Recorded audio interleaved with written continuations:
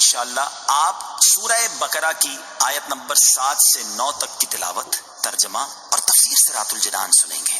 بسم اللہ الرحمن الرحیم۔ ترجمہ، اللہ کے نام سے شروع جو نہایت مہربان رحمت والا ہے۔ ختم اللہ علی قلوبہم وعلی سمعہم وعلی ابصارہم غشاوہ ولہم عذاب عظیم۔ ترجمہ، اللہ نے ان کے دلوں پر اور ان کے کانوں پر مہر لگا دی ہے اور ان کی آنکھوں پر پردہ پڑا ہوا ہے اور ان کے لیے بہت بڑا عذاب ہے۔ ختم اللہ، اللہ نے مہر لگا دی۔ تفسیر صراط الجنان میں ہے، ارشاد فرمایا کہ ان کافروں کا ایمان سے محروم رہنے کا سبب یہ ہے کہ اللہ تعالیٰ نے ان کے دلوں اور کانوں پر مہر لگا دی ہے، جس کی بنا پر یہ حق سمجھ سکتے ہیں، نہ حق سن سکتے ہیں اور نہ ہی اس سے نفع اٹھا سکتے ہیں، اور ان کی آنکھوں پر پردہ پڑا ہوا ہے، جس کی وجہ سے یہ اللہ تعالیٰ کی آیات اور اس کی وحدانیت کے دلائل دیکھ نہیں سکتے، اور ان کے لیے آخرت میں بہت بڑا عذاب ہے۔ بعض کافر ایمان سے محروم کیوں رہے؟ یہاں یہ بات یاد رکھیں کہ جو کافر ایمان سے محروم رہے ان پر ہدایت کی راہیں شروع سے بند نہ تھی، ورنہ تو وہ اس بات کا بہانہ بنا سکتے تھے، بلکہ اصل یہ ہے کہ ان کے کفر و عناد، سرکشی و بے دینی، حق کی مخالفت اور انبیاء کرام علیہ السلام سے عداوت کے انجام کے طور پر ان کے دلوں اور کانوں پر مہر لگی اور آنکھوں پر پردے پڑ گئے۔ یہ ایسے ہی ہے جیسے کوئی شخص طبیب کی مخالفت کرے اور زہر قاتل کھا لے اور اس کے لیے دوا فائدہ مند نہ رہے، اور طبیب کہہ دے کہ اب یہ تندرست نہیں ہو سکتا، تو حقیقت میں اس حال تک پہنچانے میں اس آدمی کی اپنی کرتوتوں کا ہاتھ ہے، نہ کہ طبیب کے کہنے کا، لہٰذا وہ خود ہی ملامت کا مستحق ہے، طبیب پر اعتراض نہیں کر سکتا۔ وَمِنَ النَّاسِ مَن يَقُولُ آمَنَّا بِاللَّهِ وَبِالْيَوْمِ الْآخِرِ وَمَا هُمْ بِمُؤْمِنِينَ۔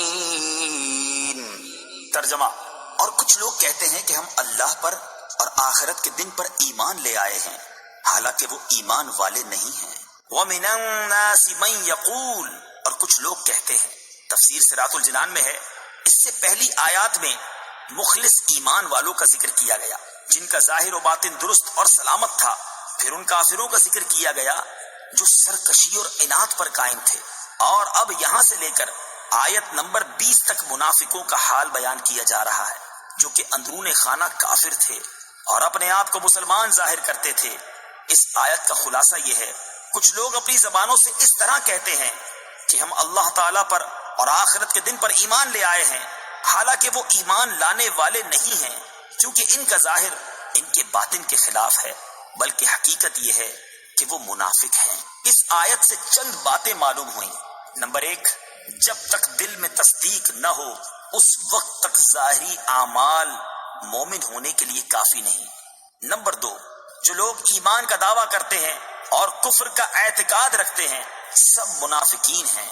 نمبر 3، یہ اسلام اور مسلمانوں کے لیے کھلے کافروں سے زیادہ نقصان دہ ہیں۔ وَمِنَ النَّاسِ، اور کچھ لوگ، تفسیر صراط الجنان میں ہے، منافقوں کو کچھ لوگ کہنے میں اس بات کی طرف اشارہ ہے کہ یہ گروہ بہتر صفات اور انسانی کمالات سے ایسا عاری ہے کہ اس کا ذکر کسی وصف و خوبی کے ساتھ نہیں کیا جاتا، بلکہ یوں کہا جاتا ہے کہ کچھ لوگ ہیں۔ اسی لیے انبیاء کرام علیہ السلام کو محض انسان یا صرف بشر کے لفظ سے ذکر کرنے میں ان کے فضائل و کمالات کے انکار کا پہلو نکلتا ہے، لہٰذا اس سے اجتناب لازم ہے۔ اگر آپ قرآن پاک مطالعہ کریں تو معلوم ہوگا کہ انبیاء کرام علیہ السلام کو صرف بشر کے لفظ سے ذکر کرنا کفار کا طریقہ ہے، جبکہ مسلمان انبیاء کرام علیہ السلام کا تذکرہ عظمت و شان سے کرتے ہیں۔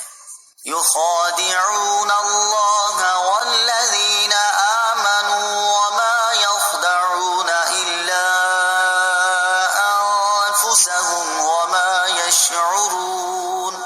ترجمہ، یہ لوگ اللہ کو اور ایمان والوں کو فریب دینا چاہتے ہیں، حالانکہ یہ صرف اپنے آپ کو فریب دے رہے ہیں اور انہیں شعور نہیں۔ یخادعون اللہ، وہ اللہ کو دھوکہ دینا چاہتے ہیں۔ تفسیر صراط الجنان میں ہے اللہ تعالیٰ اس سے پاک ہے کہ اسے کوئی دھوکہ دے سکے، وہ تمام پوشیدہ باتوں کا جاننے والا ہے۔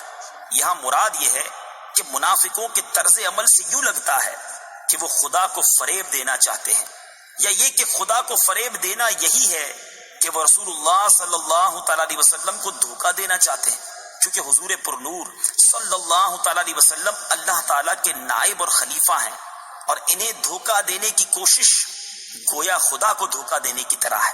لیکن چونکہ اللہ تعالیٰ نے اپنے حبیب صلی اللہ تعالیٰ علیہ وسلم کو منافقین کے اندرونی کفر پر مطلع فرمایا، تو یوں ان بے دینوں کا فریب نہ خدا پر چلے، نہ رسول پر، اور نہ مومنین پر، بلکہ در حقیقت وہ اپنی جانوں کو فریب دے رہے ہیں، اور یہ ایسے غافل ہیں کہ انہیں اس چیز کا شعور ہی نہیں۔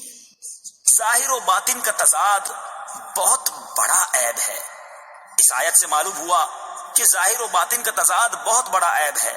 یہ منافقت ایمان کے اندر ہو تو سب سے بدتر ہے، اور اگر عمل میں ہو تو ایمان میں منافقت سے تو کمتر ہے، لیکن فی نفس ہی سخت خبیث ہے۔ جس آدمی کے قول و فعل اور ظاہر و باطن میں تضاد ہوگا تو لوگوں کی نظر میں وہ سخت قابل نفرت ہوگا۔ ایمان میں منافقت مخصوص لوگوں میں پائی جاتی ہے، جبکہ عملی منافقت ہر سطح کے لوگوں میں پائی جا سکتی ہے۔